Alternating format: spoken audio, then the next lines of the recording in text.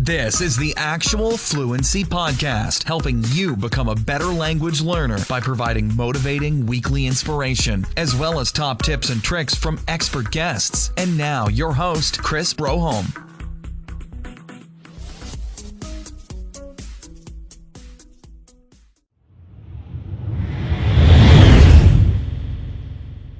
Hello everyone, and welcome to another episode of the Actual Fluency Podcast. And on this podcast, I'm happy to invite Mr. Michael Levi-Harris, who is the writer and star of the Hyperglot movie, which I saw for the first time at the Polyglot Gathering in Berlin, and I also saw it in New York for the Polyglot Conference, and it's also on iTunes. So if you haven't seen it yet, it's about a young man learning a lot of languages, hence the name Hyperglot, and what kind of adventures he can go on. And it's on iTunes, so if you go search for the Hyperglot, you'll be able to find it. And during the interview, we get into, of course, the movie. We talk about, what was the inspiration? How did he actually get to the point where he can just create a short film? It's over 20 minutes. And how that relates to his personality as a language learner. And also, are there any similarities between the main character in the movie and then Michael in real life? During the way, we get a lot of sort of, I don't know if you want to call it philosophical, but we get into a lot of language learning topics. So it's really a nice kind of fireside chat with Michael, and he's incredibly interesting to listen to, and that's why I also had to split the episode up in two. And another little note, unfortunately there's no video this week because we had to record on location at Michael's school, the Guildhall School for Acting and Drama. Something like that. Acting and drama seems very similar. I'd probably messed that up. But anyway, it was his school where he's on the final year as an acting student. It's a very prestigious school. So we recorded there, and I didn't really have a way to record it. I could use this webcam, but it's kind of hard to fit two people in it. And yeah.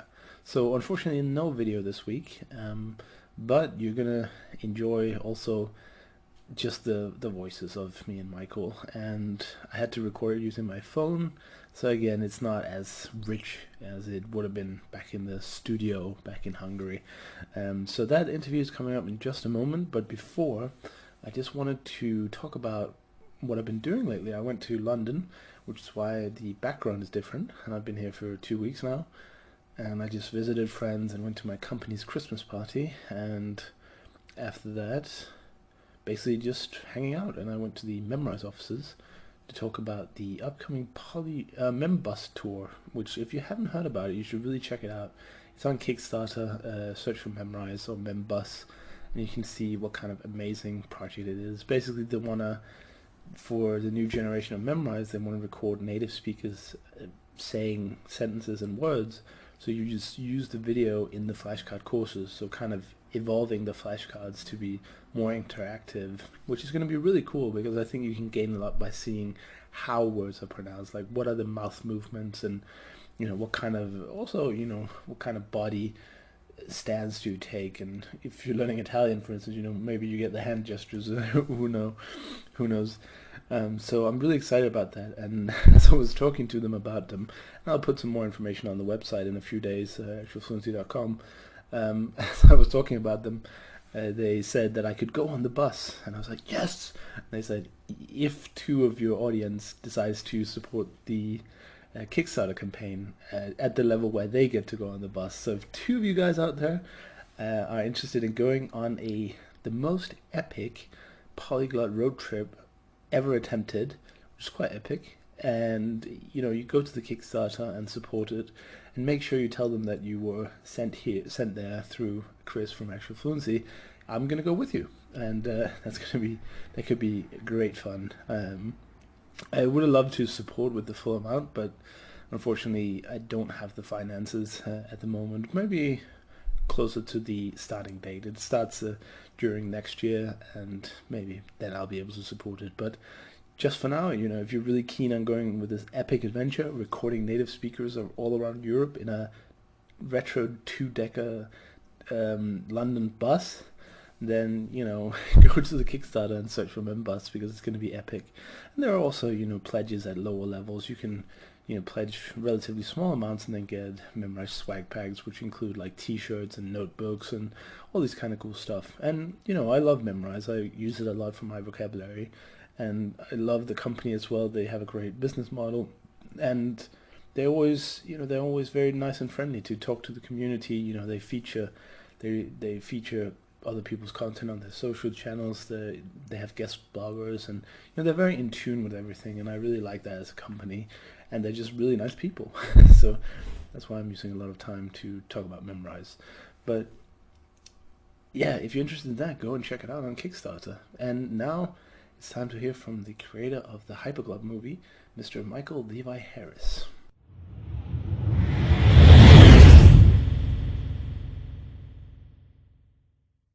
Could you tell everyone just, your story of how you got into language learning and sort of the story up to the movie and how you got involved with learning so many languages?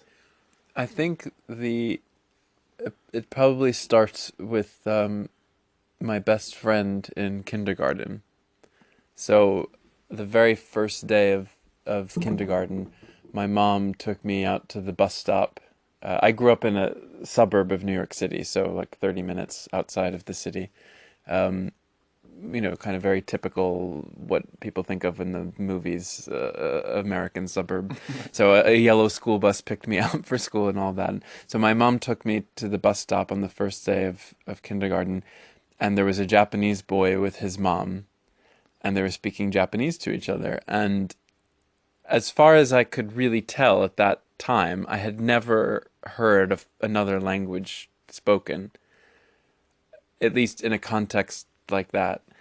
And I was completely dumbfounded Right. that they were communicating with each other and I couldn't understand what they were saying.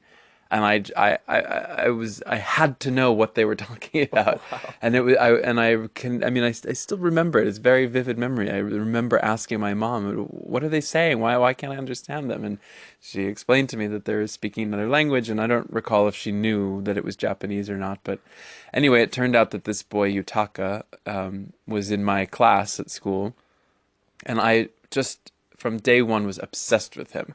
I had to sit next to him every time we were, in a circle, and I became his best friend. And our teacher kind of assigned me to be his helper and help him learn English because he didn't speak any English. But I was less interested in helping him learn English. I wanted to know what he was saying in Japanese, and I found myself, just sort of imitating him, not in a mean way, obviously, but there were other Japanese students in the school, and I would pick up on all the things that they said to each other and try and mimic it and participate in this conversation, even though I didn't really understand what I was saying.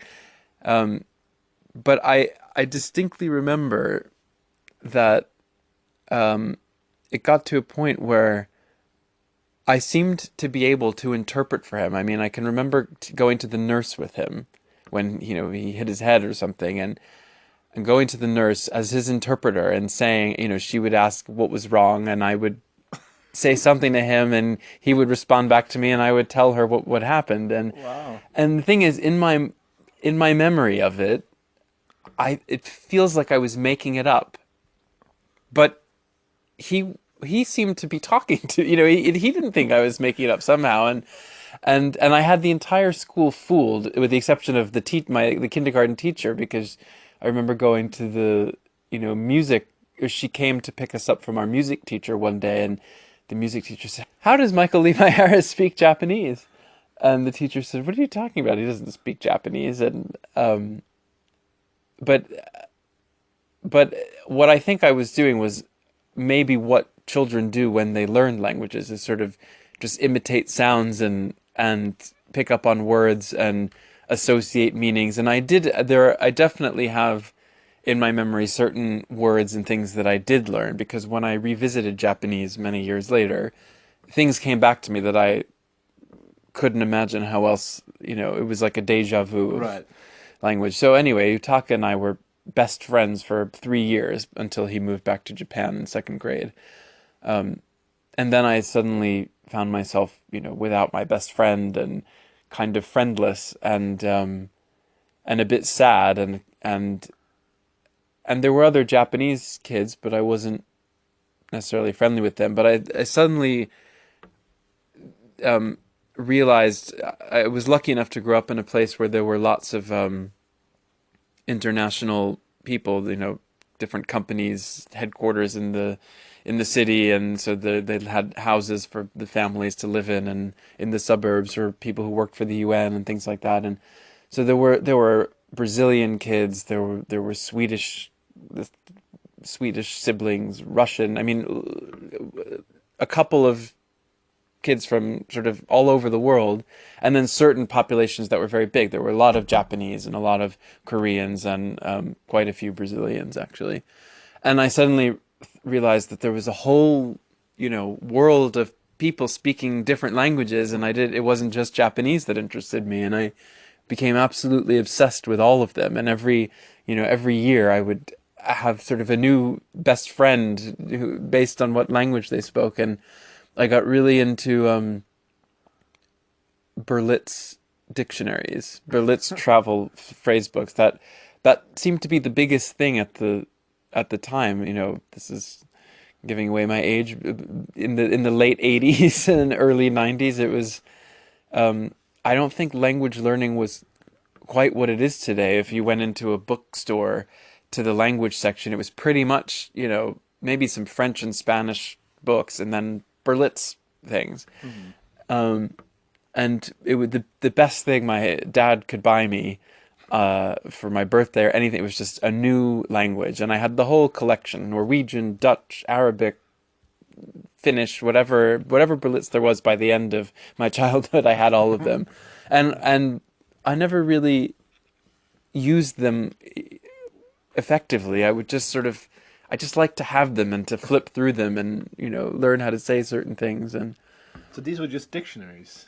they were Did sort of they phrase have- books. They Oh, were right. they were for travelers, so there were different sections of everyday phrases and they're quite emergency situations and whatever else. And they're probably quite useful things. I mean, especially before the internet and before cell phones or whatever. If you were going somewhere and really wanted to try and communicate, it was probably very handy to have. But I never traveled anywhere at that point. It was my only sort of window into other languages. It's pretty crazy. That's the most sort of immersive language style I've ever heard of. Where you just see it and you hear it with your own eyes and you get that fascination right away. Yeah. I mean, that's incredible. And how did you channel that sort of growing up? And did you just continue getting more books and studying other ways, or did you look into actually making it a career or learn more languages professionally? Well, when I was in college, in my last year of college, very inconveniently too late in life, I was diagnosed with ADHD and told that based on whatever patterns, this was something I had my whole life. Which didn't surprise me in the least and a perfect example is I would say the reason why I speak so many languages is because I could never focus on one or concentrate on one, and so it was always there was a new flavor of the month, and I would sort of get bored of it and then I'd have to go on to the next one, but then I would go back, and I was always doing that in different countries. For whatever reason, would just take up my interest at different times. And I was very much interested in, alphabets that I couldn't read and, wanting to learn to read them. And, I mean, it's so weird when I just sort of think of memories of my childhood. I remember I had this dictionary, just an English language dictionary, but at the front of it, it had 5 alphabets and how to pronounce them. There was the Hebrew alphabet, the Cyrillic alphabet, the Greek alphabet, the old German alphabet that was written with before World War II, and I can just remember just staring at that Right. as for fun. That was like my idea of reading, was I would just open that book up and look at the letters, and so yeah, I was always trying to do something with different languages, and it sort of depended a lot on who was around me. So there's different kids in school and who I took a liking to for whatever reason. And whatever was being spoken around me at the time that I couldn't understand, I suddenly had to, and that never went away. And we can, when we talk about the hyperglot later, that part of the basis of that is even as an adult, I was eavesdropping on a conversation that I couldn't understand, and I was not only could I not understand it, but I couldn't identify the language, and that upset me even more because.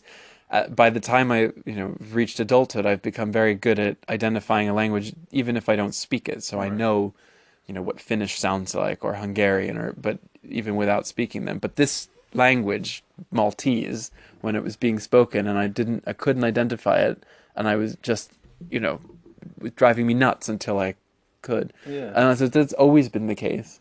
And I think I had different motivations for. So some motivation, or an example of a motivation, why I started learning or looking into different languages. I mean, at some point I became aware of as a child, I became aware of the fact that my great-grandparents came from different countries. And that suddenly made me feel, special, like there was a different language in my, heritage as well. And they were all from the Russian Empire, which of course at the time I didn't, really understand. Well, I think there was still the Soviet Union when I found this out, so that was kind of similar borders to the Russian Empire itself. Yeah. But, so I just thought they were from Russia. Of course, today it was Belarus and Ukraine and different places.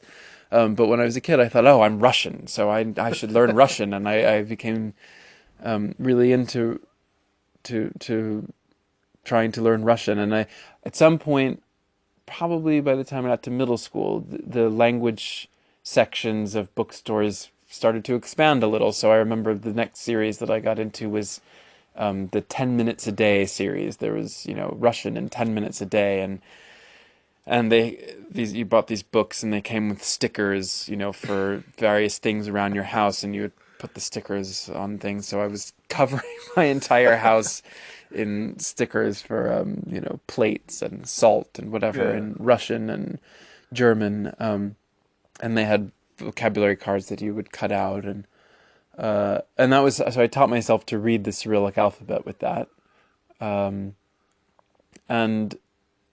it wasn't actually just language either. I mean, I was really interested in the cultures as well. So I can remember in third grade there were these books.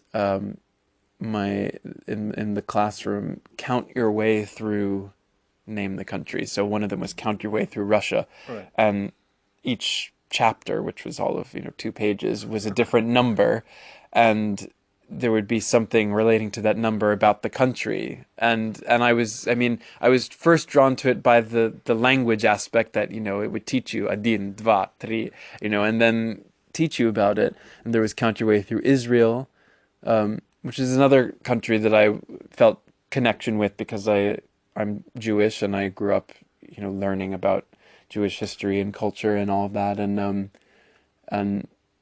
Israel was, connected to that. So those 2 particular books stick out in my mind because I thought, oh, these are, the books that relate to me, and Hebrew is another language that I was exposed to, therefore, as a child a lot. Although I'm not, again, I think it's interesting how children develop kind of awareness of what different languages mean, because, I pinpoint this interaction with Yutaka in kindergarten as my first exposure to a foreign language. But in truth, I had been to synagogue and Hebrew and a Jewish nursery school before that, and I remember learning songs in Hebrew in Hebrew school, but I didn't somehow it didn't like register that was a foreign language, or that was something that people spoke. It was just, to me, that's just what you did in nursery school, and that's what you did when you went to temple. People sang in this language but I don't think I had a concept of it as really a foreign language.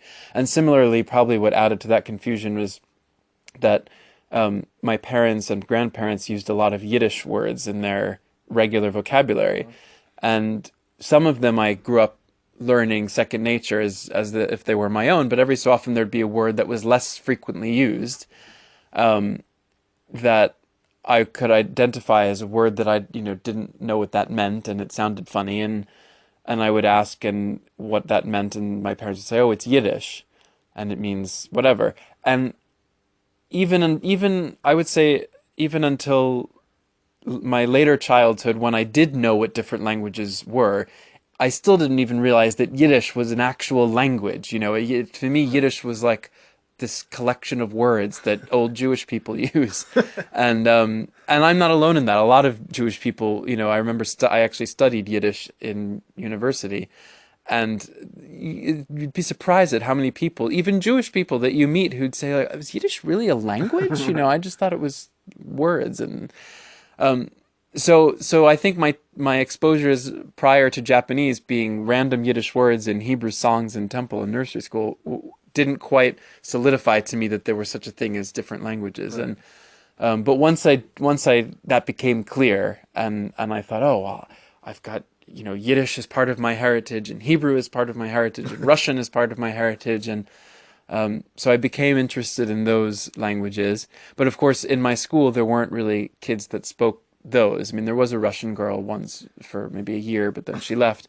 But there were Brazilian kids, and there were Japanese kids, and so the first language that I really taught myself fluently and with some persistence was Portuguese, because I was enamored of all the Brazilians in my school. Right. I thought they were the coolest people, and they were so fun, and they'd have me over to their house, and their moms would make these Brazilian treats called brigadeiros, which I learned to make, and in fact I have a batch at home in my refrigerator because I'm having a party tomorrow, and I make them. So I was just really into that, and by that time, again, the language section was expanding. This was my favorite activity, to go to the mall, on a Friday night with my best friend in middle school, whose name was Maggie, to go to the bookstore and just get lost in the language section. And it seemed every year to grow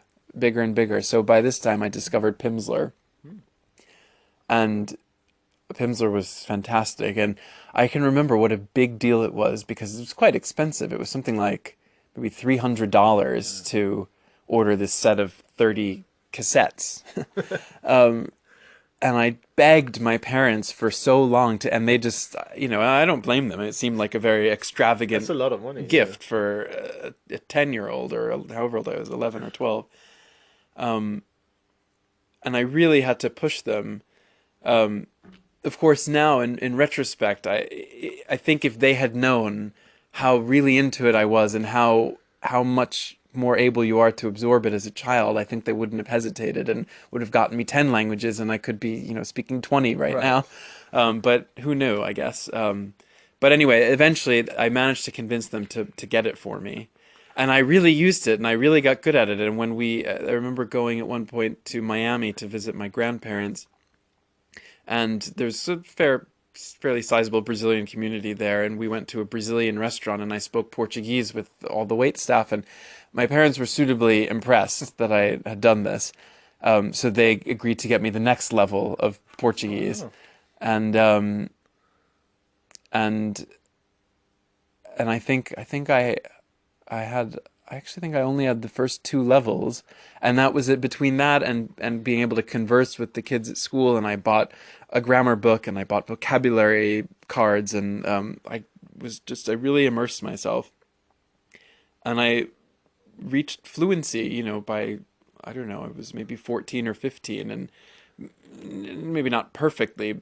I mean, that's the whole discussion of fluency is something that drives me nuts, but I was pretty good, let's say. And the thing that everybody commented on, that even from a young age, that my parents, picked up on, and I think I picked up on as well, is that I had a really good ear for accents and pronunciation. So when I spoke a language, it sounded really good, and people were convinced that I was completely fluent, even if I wasn't.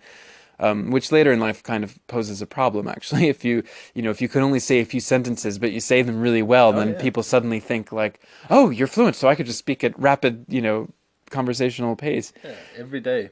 Yeah. Every day we run into this. It's crazy. And I had Japanese neighbors at one point, and we were invited to their house for dinner, and this is going back to being about 10 or so, and I was saying some things that I knew in Japanese, and the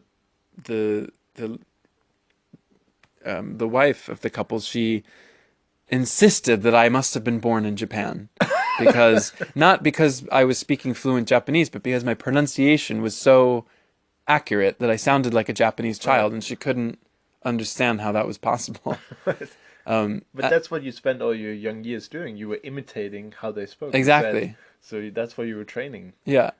And I still have a good Japanese accent, and I still don't speak Japanese.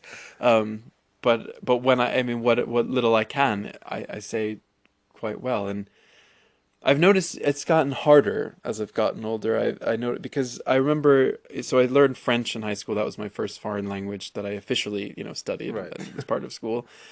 And I think when I was 14, I went on my parents sent me, I was done with summer camp, which was what all my friends did. And so instead I went on this French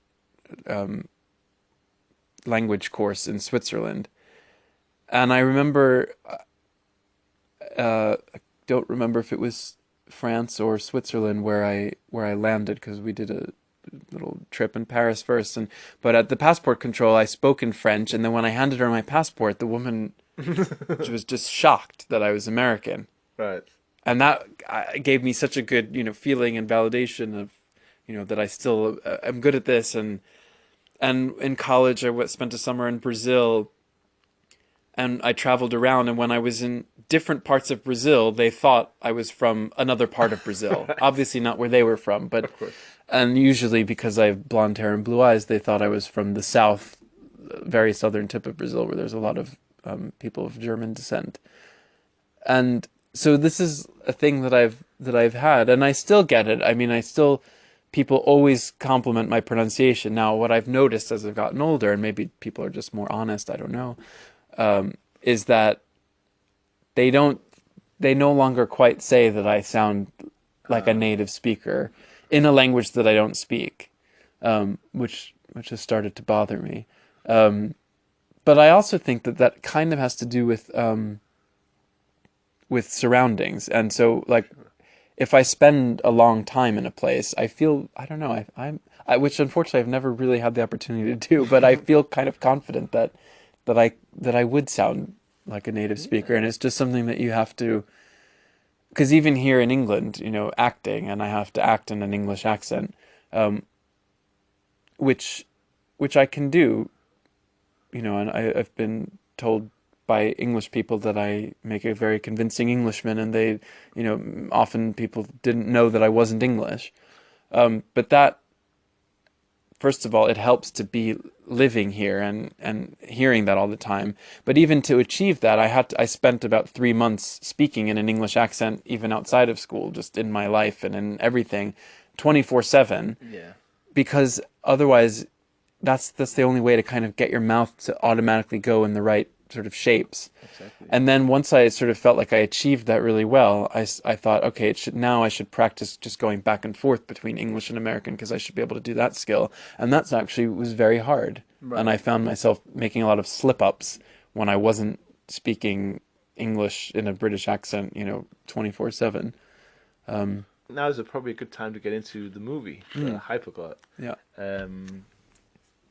First of all, award-winning movie, I should say. Mm-hmm. Congratulations on the great results at the various small film festivals and thank you, big ones too.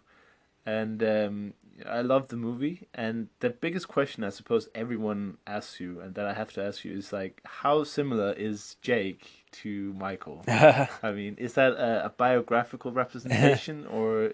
I tend to tell people it's semi-autobiographical in the sense that it is based on lots of true occurrences in my life, namely the main event of the film, which I won't spoil for people who haven't seen it yet. But that is a true story that happened to me. That I showed up expecting one group of people and found something quite different. All in pursuit of language learning. So that really happened to me, and various. I mean, the opening scene with the three guys speaking Arabic and making a lewd comment about the waitress. That didn't happen quite verbatim the way it did but that was completely a true occurrence in real life. It was on the subway, and I was about to get off at the next stop, and I had been eavesdropping on these guys because they were having a really interesting conversation about politics that I was really into at the time. And I could only, because the train was so loud, I was sort of getting snippets of it. So I was concentrating really hard. And then when the train kind of came into this station and a woman came on and they suddenly interrupted this really heated political discussion to make a comment about her. And it was a very funny one. So I just I sort of uncontrollably laughed. And they looked at me and, and asked if I spoke Arabic. And I just sort of, and they had registered that I'd been, standing there for quite some time. So I kind of shrugged, and then they started to converse with me, but then I had to get off at the next stop. So in that sense, those are all quite semi-autobiographical. I think as a character, I think I am a lot like Jake, but I don't think I'm quite as sort of socially inept and kind of, I don't know. He's like befuddled a bit.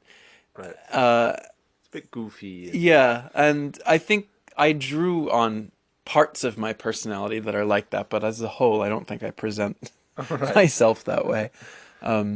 So yeah, I think actually in anything that you act in, you have to find the ways in which you relate to the character and find the ways in which you're different.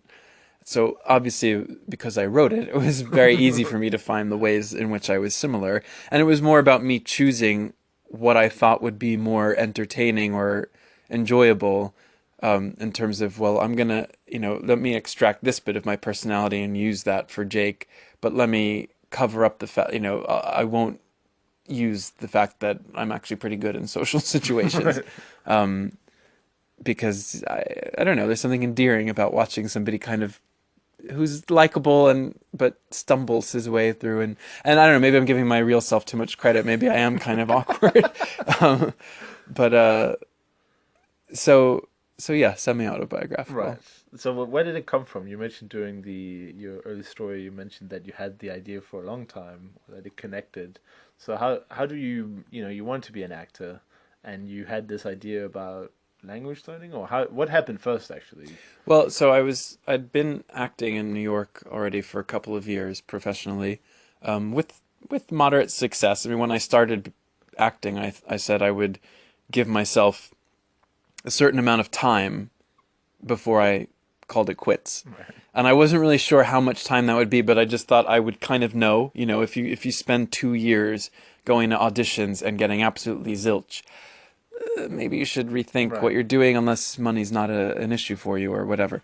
But that was not the case for me. I was having lots of little success, and I took this really great career path course that kind of taught how to measure your success, and which sounds so silly now, but I mean, it was actually really helpful. That basically, if you can find a way to measure your success and that you are in fact improving, then you're doing well.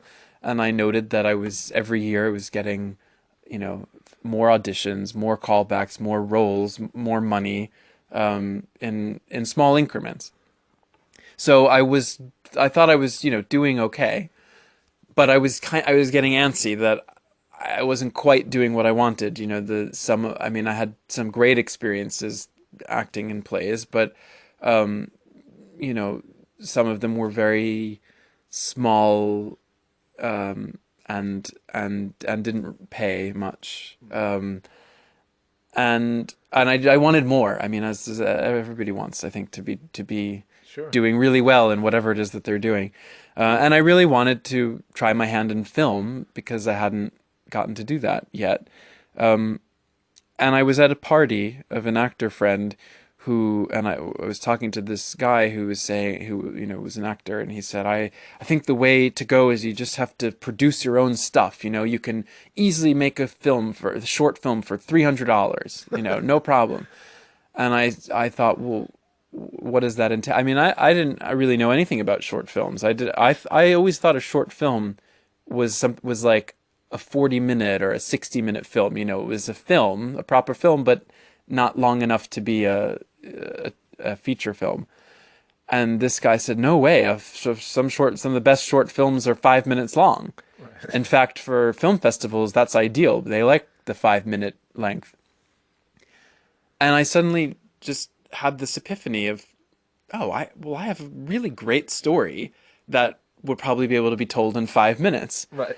And that was because this incident, the real life incident, had just happened to me, not that, and I when I told people about what happened, they, fell out of their chair laughing. And I thought, if everybody that I tell the story to has that reaction, it must be a good story. Yeah. So if a 5-minute film is a good length for a film, let me turn this into a film. And so that was sort of the birth of the idea, and then of course the birth of the story, if that's what you were getting at, was just that I was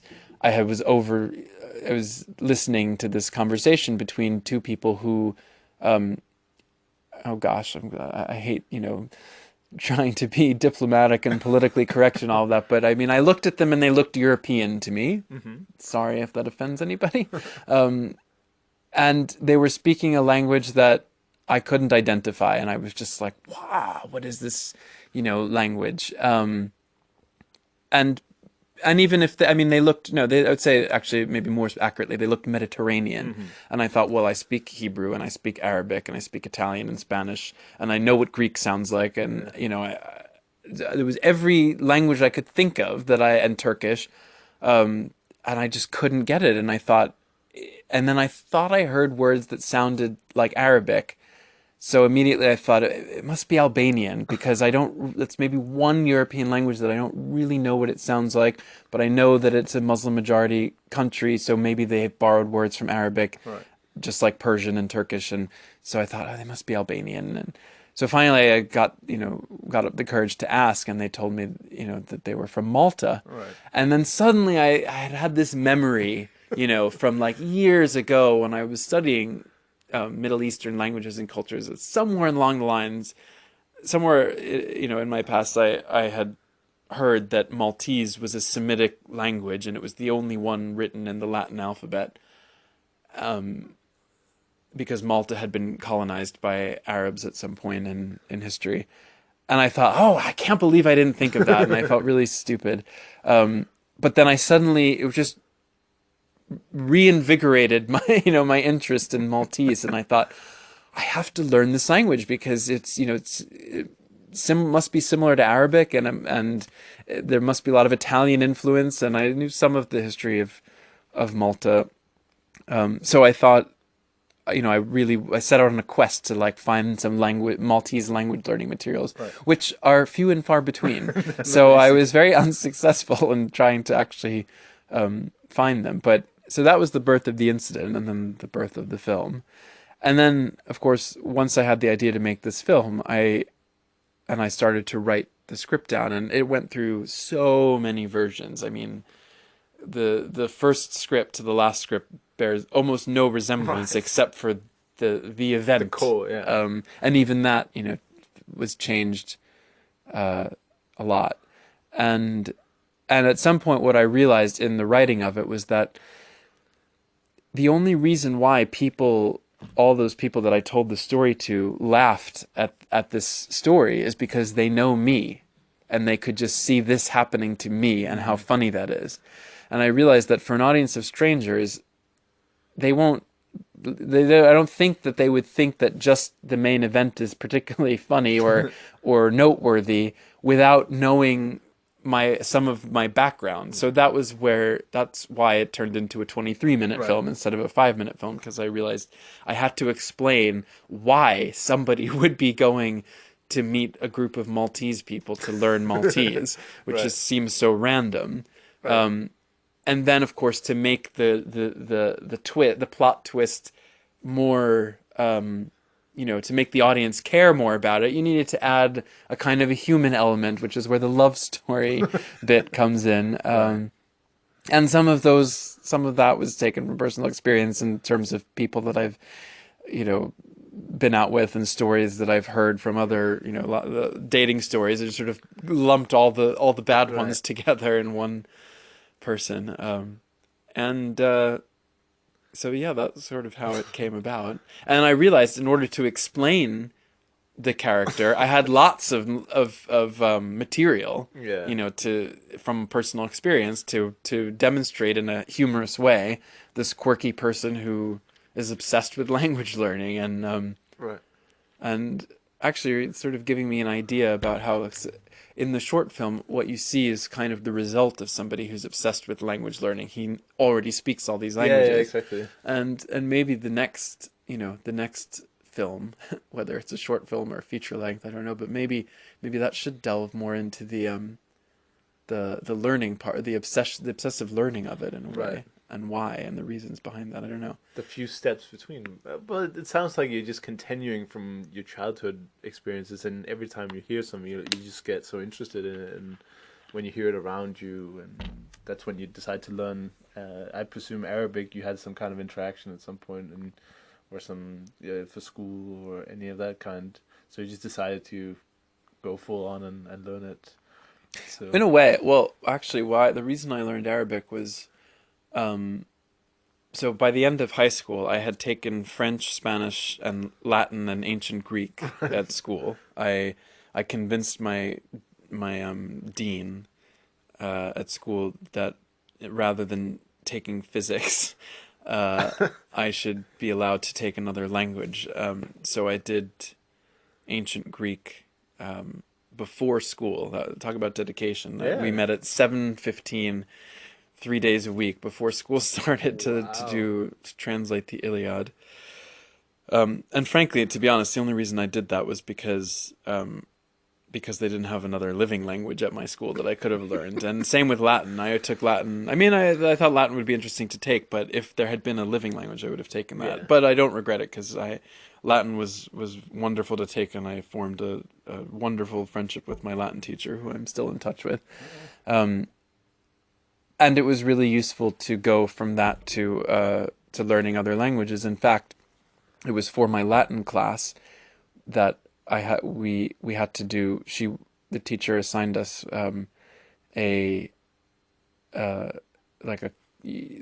had to do a research project that was not related to the Latin language, but something Roman culture or whatever. And again, I had to convince her to let me do something that was more linguistic related, and I don't know how I came up with this idea, but when I was thinking about how could I connect the Romance languages in a sort of research project, and when I was looking at what they were, I knew Portuguese, I knew French, I knew Spanish.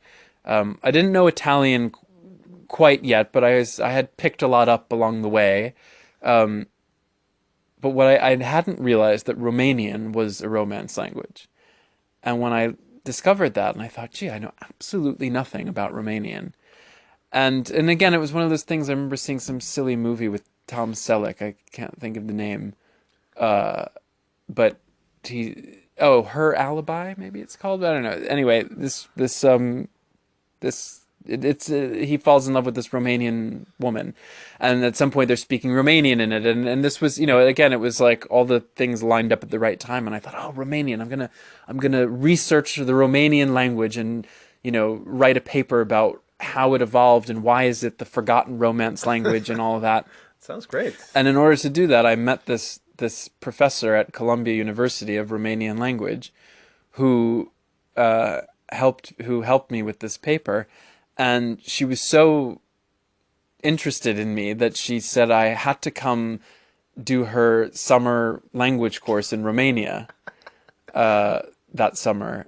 and so I begged my parents to let me do that, and they did. And I went to Romania, and it was for college kids and graduate students. So I was like this 15-year-old among 18 to 30-year-olds. Right.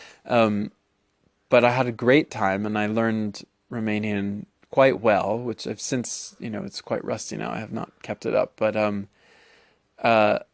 where was I going with this? Oh, so by the end of high school, I knew the Romance languages, and I knew a lot about, Western European languages, and I wanted to go beyond that. And I thought, just practically speaking, what I wanted to study something that could cover a large area of the world, because I didn't think I would go into, professionally, I didn't think I would go into something that was related to language necessarily. I thought I would go into something where I could use language as a tool. And just for whatever, for no reason that I can really think of that's logical, I was particularly drawn to, at the time, Brazil, the Middle East, and Eastern Europe. And Brazil felt like very narrow as a sort of regional studies, because it was one country. Eastern Europe felt too broad, because there were so many languages that I couldn't how to decide which one to learn. Mm-hmm. And then there was the Middle East, where I thought, well, I have a great familiarity with Hebrew already. Arabic would be a gateway to, a huge portion of the rest of the region. And if I learn one other one, Turkish or Persian, that would be a nice sort of window into that area of the world. So I chose to focus on the Middle East. So I studied Arabic, Persian, Hebrew, and Yiddish, all in university. Wow.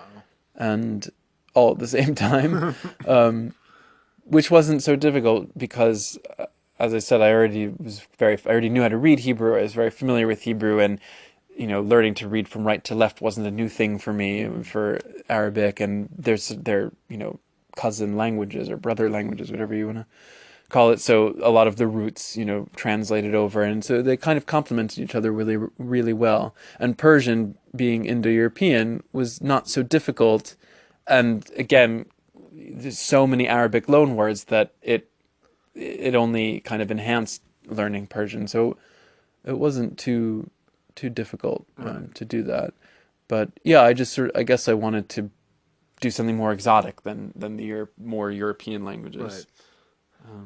That's a crazy amount of languages just in general. Just doing, I don't know how many universities even have that opportunity where you can just study 4 languages at a time. Well, again, that took a lot of convincing, because I can't remember his title, but the whoever was in charge of my degree, which was in Middle Eastern languages and cultures, said to me, "You can't just do languages; you have to do history and culture," which I was doing. And frankly, all of the required courses in that degree were history, culture, whatever. And there was a lot of arguing back and forth, but I managed to convince him that, and frankly, I stand 100% behind it, because I wouldn't say that I've forgotten a lot of what I learned in the other classes, but as a tool for continuous learning throughout life. I mean, a week ago I was in an Uber with an Afghani cab driver who spoke Dari, and we could converse in Persian. Just language is the way into talking to people, and I learned infinitely more by talking to people and by reading newspapers in different languages than I did from any of my professors. I hope none of you are listening, of the various culture and history classes. So, and also with those types of classes, there's a lot of information that can you just sort of forget. So I was very glad that I studied all of those languages. You got a very practical education. You could use.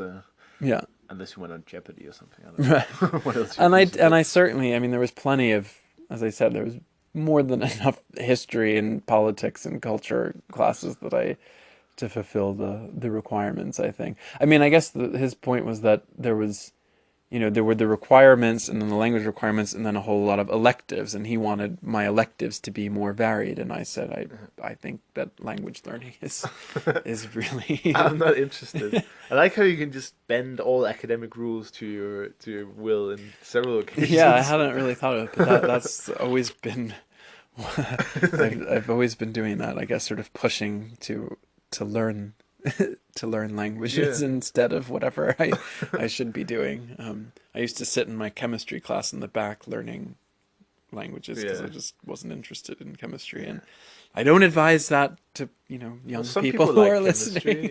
Yes, no, but they'll probably listen to a different podcast. Yes, probably. Yeah, that's probably true.